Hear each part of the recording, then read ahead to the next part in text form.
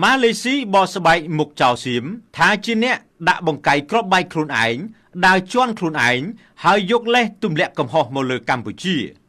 ចៅសៀមយកលេសទាហានសៀម2នាក់ជន់មានផ្ទុះបណ្ដាឲ្យរងរបួសធ្ងន់ដោយម្នាក់ដាច់ជើងនិងម្នាក់ទៀតរបួសទ្រូងក្រំក្នុងអំឡុងពេលដើរល្បាតនៅព្រំដែនជិតតំបន់ប្រាសាទព្រះវិហារកាលពីថ្ងៃទី10ខែវិច្ឆិកា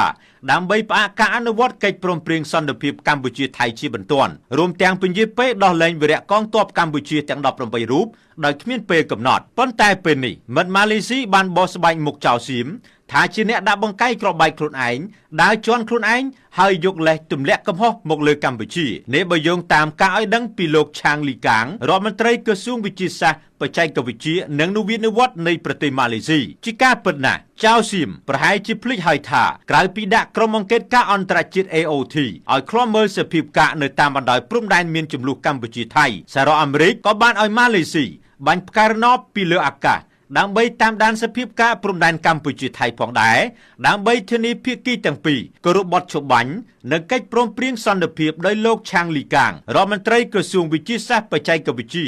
និងនវានុវត្តន៍នៃប្រទេសម៉ាឡេស៊ីជាអ្នកទទួលបន្ទុកលើការងារនេះហើយជាលទ្ធផលរូបភាពផ្កាយរណបចាប់បានសកម្មភាពទាហានសៀមជិះឡានពេលយប់ដើម្បីយកគ្រាប់មីនដាក់បង្កាយដោយខ្លួនឯងហើយចុងក្រោយទាហានសៀមជន់ដោយខ្លួនឯងដោយយកលេសនេះទម្លាក់កំហុសមកលើកម្ពុជាជាការពិតណាស់កម្ពុជាមិនដែលបានកំងទិញគ្រាប់មីនពីប្រទេសណាឡើយគឺមានតែសុំជាសម្ភារៈបច្ចេកទេសដើម្បីដោះមីនប៉ុណ្ណោះហើយគ្រាប់មីនថ្មីដែលថៃ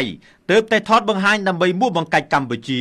សុទ្ធតែជាមីនដែលចៅសៀមខ្លួនឯងកំងនឹងប្រើប្រាស់ទាំងនេះឆ្លុះបញ្ចាំងឲ្យឃើញកាន់តែច្បាស់ពីចរិតពុតបុត្រក្រលិចក្រលួចរបស់ចៅសៀមឈ្លានពានដែលនិយាយជាបាតដៃខ្នងដៃម្ដងហើយម្ដងទៀតគឺមិនចង់បានសន្តិភាពជាមួយកម្ពុជាដោយដែលខ្លួនបានប្រកាសប្រាប់ពិភពលោកនោះឡើយខ្ញុំតារាពី RT News TV